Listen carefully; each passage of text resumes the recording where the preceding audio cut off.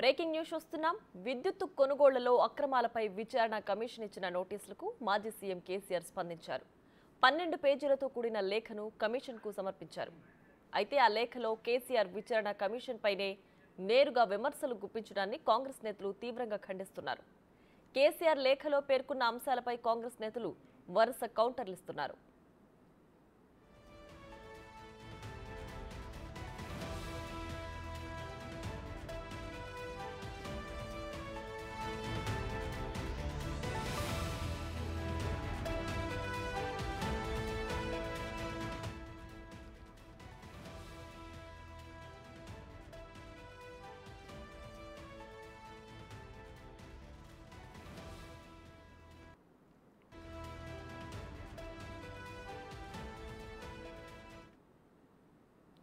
నరసింహారెడ్డి విచారణ కమిషన్ను రద్దు చేయాలని కేసీఆర్ మాట్లాడడం సరికాదని మంత్రి కోమటిరెడ్డి వెంకటరెడ్డి అన్నారు.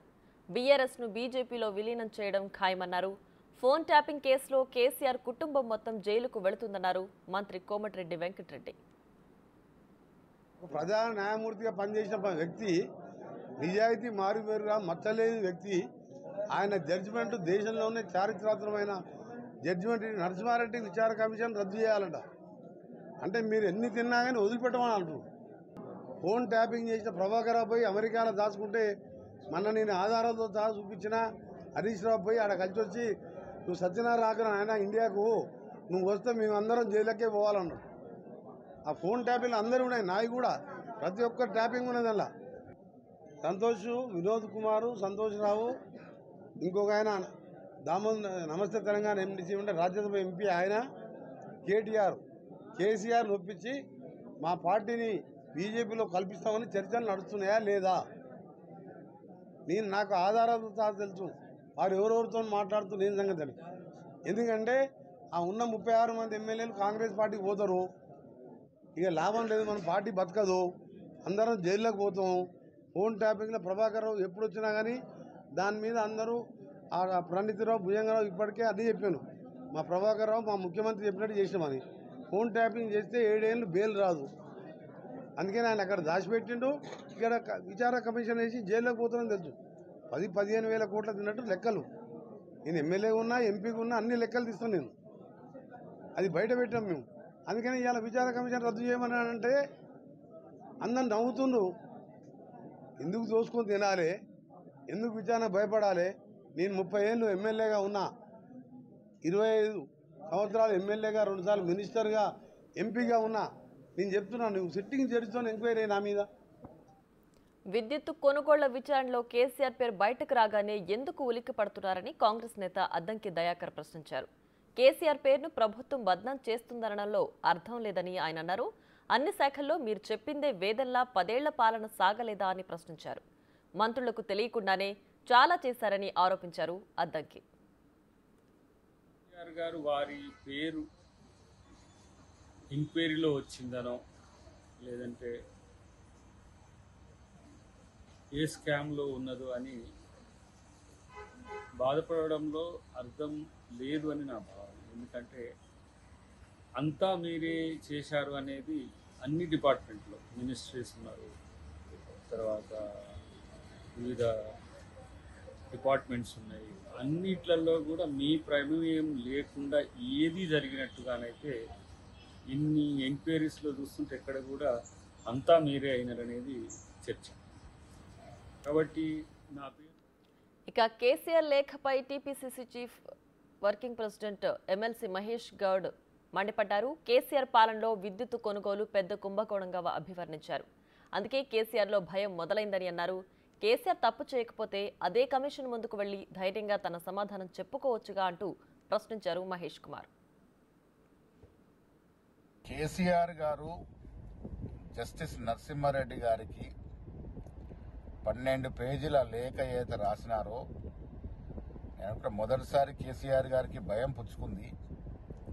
చేసిన తప్పిదాలు బయటకు వస్తున్నాయని, తనకు శిక్ష పడుతుందేమోనన్న భయం ఆయనలో వ్యక్తమైనట్టుగా ఈ 12 పేజీల లేఖ ద్వారా అర్థమవుతా ఉంది. విద్యుత్ కొనుగోలులో నిజంగా కూడా కేసీఆర్ ప్రమేయం లేకుంటే ఈ 12 పేజీల లేఖ అయితే జస్టిస్ నరసింహారెడ్డి గారికి రాసినారో రైట్, ఇక ఇదే అంశానికి సంబంధించి మరింత సమాచారం మా input editor Pawan Kumar live లో అందించడానికి సిద్ధంగా ఉన్నారు. పవన్, చెప్పండి. అయితే విద్యుత్తు కొనుగోళ్లలో జరిగిన అవకతవకల కంటే దాని కమిషన్ పైన కేసీఆర్ ఇచ్చిన రిప్లై 12 పేజీల రిప్లై ఇప్పుడు చర్చనీయాంశంగా మారింది. మరి ఆయన విచారణను ఎదుర్కోలేకపోతున్నారా? ప్రియా, విద్యుత్ కొనుగోలులో జరిగిన అవకతవకలు కావచ్చు, అట్లనే భద్రాద్రి యాదాద్రి పవర్ ప్లాంట్ల నిర్మాణంలో భారీ అవినీతి జరిగిందన్న ఆరోపణలు వెలువెత్తుతున్న నేపథ్యంలో దానిపైన ముఖ్యమంత్రి రేవంత్ రెడ్డి ఒక కమిషన్ ఏర్పాటు చేశారు. మాజీ న్యాయమూర్తి, హైకోర్టు ప్రధాన న్యాయమూర్తి జస్టిస్ ఎల్ నరసింహారెడ్డి ఆధ్వర్యంలో కమిషన్ ఏర్పాటు చేశారు. కమిషన్ గత కొద్ది రోజుల క్రితం అటు కేసీఆర్కి నోటీసులు జారీ చేసింది. ఎందుకు బయట నుంచి అధిక ధరకు విద్యుత్ కొనుగోలు చేయాల్సి వచ్చింది, అట్లనే పవర్ ప్లాంట్ల నిర్మాణానికి సంబంధించి వస్తున్న ఆరోపణలపైన వివరణ ఇవ్వాలంటూ ఆయనకు నోటీసులు జారీ చేసింది. అయితే కొంత గడువు కోరిన కేసీఆర్ నిన్ననే ఒక 12 పేజీల లేఖను అటు కమిషన్కి పంపించారు. కానీ ఆ 12 పేజీల లేఖలో కొంతవరకు వివరణ ఇస్తూనే అటు కమిషన్ ఏర్పాటుపైనే ఆయన తీవ్రమైన విమర్శలు చేశారు. అటు న్యాయ ప్రాధికార సంస్థ అయిన ఈఆర్సీ అనుమతితోనే తాము విద్యుత్ కొనుగోలు చేసినా దానిపైన ఎటువంటి కమిషన్, జ్యుడిషియల్ కమిషన్ వేయడానికే లేదు, అసలు మీకు విచారణ అర్హతే లేదు, మీరు విచారణ నుంచి వైదొలగాలంటూ 12 పేజీల లేఖలో దాదాపుగా 8 సార్లు జస్టిస్ ఎల్ నరసింహారెడ్డిని ఆ చైర్మన్ పదవి నుంచి, కమిషన్ చైర్మన్ పదవి నుంచి వైదొలగాలంటూ ఆయన పదే పదే ప్రస్తావించారు. అంతేకాకుండా అటు కమిషన్ విచారణ అర్హత లేదంటూ కమిషన్ పైనే తీవ్రమైన విమర్శలు గుప్పించారు. అసాధారణ పరిస్థితుల్లో అసాధారణ నిర్ణయాలు తీసుకోవాల్సి వస్తుంది, అందుకే తాము ఛత్తీస్గఢ్ నుంచి విద్యుత్ కొనుగోలు చేసాం, వేరే ఏ రాష్ట్రం నుంచి కూడా ఆ సమయంలో మిగులు విద్యుత్ లేదు, అందుకే వాళ్ళు చెప్పిన ధరకు కొనుక్కోవాల్సి వచ్చింది అంటూ అధిక ధరకు కొన్నామని ఒప్పుకుంటూనే ఆయన ఇటు కమిషన్ పైన తీవ్రమైన విమర్శలు చేశారు. అటు విచారణ జరపకముందే మీరు ప్రీ డిటర్మైన్డ్ మైండ్ సెట్తో ఉన్నారు అంటూ తీవ్రమైన వ్యాఖ్యలు కూడా ఆ లేఖలో అటు కేసీఆర్ చేశారు. దీనిపైన అటు కాంగ్రెస్ నేతలు తీవ్ర స్థాయిలో మండిపడుతున్నారు. ముందుగా అటు అసెంబ్లీలో అటు ఎటువంటి కమిషన్ వేసినా తాము విచారణకు సిద్ధమన్న బీఆర్ఎస్ నేతలు ఇప్పుడు కమిషన్ విచారణ ఎదుర్కోవడానికి ఎందుకు వెనకాడుతున్నారు, అయినా కమిషన్కు విచారణ అర్హత లేదంటూ కేసీఆర్ చేసిన వ్యాఖ్యలు అర్ధరహితం అంటూ చెప్పారు. మంత్రి కోమటిరెడ్డి వెంకటరెడ్డి తీవ్ర స్థాయిలో అటు విరుచుకుపడ్డారు. అటు ఛత్తీస్గఢ్ నుంచి పెద్ద ఎత్తున కొనుగోళ్లు చేశారు, దానికి సంబంధించి కమిషన్లు కేసీఆర్ కుటుంబానికి ముట్టాయి, దానికి సంబంధించిన ఆధారాలు ఉన్నాయంటూ ఆయన చెప్పారు. అంతేకాకుండా ఫోన్ ట్యాపింగ్లో విషయాన్ని కూడా ఆయన ప్రస్తావిస్తూ ఖచ్చితంగా మీరు చేసిన తప్పులకి భవిష్యత్తులో జైలుకి వెళ్లాల్సి వస్తుందంటూ ఆయన తీవ్రమైన విమర్శలు చేశారు. అట్లనే అద్దంకి దయాకర్ కాంగ్రెస్ నేత కూడా చెప్పారు, కమిషన్ గత ప్రభుత్వ హయాంలో ఏ మంత్రి కూడా స్వేచ్ఛగా తమ మంత్రివర్గంలో విధులు నిర్వర్తించలేదు, అన్నీ తానే కేసీఆర్ కేటీఆర్ సమీక్షా సమావేశాలు చేయడం, ఎటువంటి కీలక నిర్ణయాలన్నా తీసుకోవడం అవన్నీ కూడా జరిగాయి. ఇటీవల అటు కాళేశ్వరంకు సంబంధించి అక్కడ ఒక కమిషన్, పీసీ ఘోష్ కమిషన్ కూడా విచారణ జరుపుతుంది. ఇప్పటికే ఇంజనీర్లందరూ కూడా వచ్చి మా ప్రమేయం ఏం లేదు, అప్పట్లో అటు కేసీఆర్ ఆదేశాలు, అప్పుడు మంత్రి హరీష్ రావు ఆదేశాల మేరకు ఇష్టం వచ్చినట్లుగా అటు నిర్మాణ సంస్థ చేసింది, మా ప్రమేయమే లేదంటూ వాళ్ళందరూ కూడా కమిషన్ ముందు చెప్తున్నారు. అదే విషయాన్ని అద్దంకి దయాకర్ కూడా ప్రస్తావించారు. అన్నీ తానే మీరు వ్యవహరించి ఇప్పుడు అటు విచారణ చేస్తుంటే మిమ్మల్ని బద్నాం చేస్తున్నామంటూ కాంగ్రెస్ ప్రభుత్వం పైన నిందలేయడం, అటు విచారణ జరుపుతున్న కమిషన్ పైన నిందలు వేయడం, దానిపైన ఇటువంటి విమర్శలు చేయడం అనేది సరికాదంటూ ఆయన చెప్పారు. అటు ఎమ్మెల్సీ మహేష్ కుమార్ గౌడ్ కూడా తీవ్ర స్థాయిలో విమర్శలు చేశారు. కేసీఆర్ వ్యవహార శైలిపైన అహంకారపూరితంగా వ్యవహరిస్తున్నారు, ఒకవేళ ఎటువంటి అక్రమాలకు పాల్పడకపోతే విచారణను ఎదుర్కోవడం లేదంటూ ఆయన ప్రశ్నించారు. నిజంగానే మీరు ఎటువంటి అక్రమాలకు పాల్పడకపోతే ఖచ్చితంగా విచారణకు హాజరు కండి, విచారణకు హాజరై మీ వివరణ ఇవ్వండి అంటూ కూడా ఆయన కూడా విమర్శించారు. కానీ అక్కడ కేసీఆర్ లెటర్ చూసినట్లయితే ఆయనకు విచారణకు వచ్చే ఉద్దేశం లేదు, దాన్ని చాలా స్పష్టంగా ఆయన లేఖలో కూడా ప్రస్తావించారు. మీ ముందుకొచ్చి వివరణ ఇవ్వడం అనవసరం, అందుకే మీరే వైదొలగండి అంటూ చెప్పడం చాలా విడ్డూరంగా ఉందంటూ అటు కాంగ్రెస్ నేతలందరూ కూడా తీవ్ర స్థాయిలో విమర్శలు చేస్తూ ఉన్నారు. ప్రభుత్వం ఏర్పడటానికన్నా ముందే ఇప్పటి ముఖ్యమంత్రి, అప్పట్లో ప్రతిపక్ష నేతగా ఉన్న రేవంత్ రెడ్డి అనేక సార్లు ఈ విద్యుత్ కొనుగోళ్లపైన తీవ్రమైన విమర్శలు చేశారు, పక్కా ఆధారాలను కూడా చూపించారు. అటు ప్రభుత్వం ఏర్పడింది అయితే అంటే విచారణను ఎదుర్కోలేక అసలు రివర్స్ అటాక్లో కమిషనే అర్హత ఉందా, మీకు ఈ విచారణ చేసే అర్హత ఉందా, మీరు దిగిపోండి అంటూ కూడా మాజీ సీఎం కేసీఆర్ అనడం అనేది అసలు ఏ విధంగా చూడాలి అంటారు? అంటే ఇన్ని కమిషన్లు కావచ్చు, ఏదైతే కమిషన్లు వేస్తారో ఆ విచారణలన్నీ కూడా ఎదుర్కోలేక ఆయన బీజేపీలో పార్టీని విలీనం చేస్తారు అంటూ కూడా కాంగ్రెస్ నేతలు ఆరోపిస్తున్నారు. సో దీనికి జరగడానికి ఇవన్నీ చేస్తున్నారంటారా?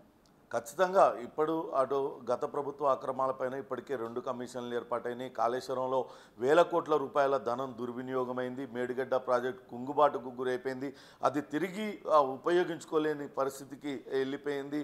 దానిపైన కూడా ఇప్పటికే కమిషన్ ఏర్పాటు చేశారు. దానికి సంబంధించిన అవకతవకలకు సంబంధించిన ఆధారాలన్నీ కూడా కమిషన్కి అటు ఇంజనీరింగ్ అప్పట్లో ఇంజనీరింగ్ విభాగ అధికారులు కానీ ఇతరత్ర అధికారులందరూ కూడా కొన్ని ఆధారాలను ఇస్తున్నారు. అట్లనే ఇక్కడ విద్యుత్ కొనుగోళ్లకు సంబంధించి పవర్ ప్లాంట్ల నిర్మాణానికి సంబంధించి పూర్తి వివరాలను కూడా అప్పట్లో ఉన్న అధికారుల నుంచి వివరాలు సేకరిస్తున్నారు. అందులో కేసీఆర్ కావచ్చు, అప్పుడున్న మంత్రివర్గంలో సహచర సభ్యులు కేసీఆర్ సహచర సభ్యులు మంత్రివర్గంలో సభ్యుల ప్రమేయం పైన పూర్తి ఆధారాలన్నీ కూడా తెలుస్తున్నాయి. ఇవన్నీ కూడా కమిషన్ ఎదుట దోషులుగా నిలబడాల్సి వస్తుంది అన్న భయంతోనే ఈ రకమైన ఎదురుదాడికి కేసీఆర్ దిగుతున్నారు అంటూ కాంగ్రెస్ నేతలందరూ కూడా ఆరోపిస్తున్నారు.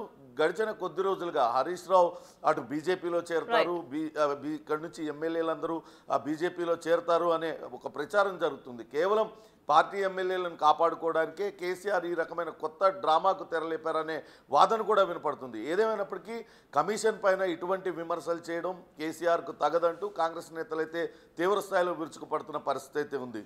Right Pawan, thanks for the updates.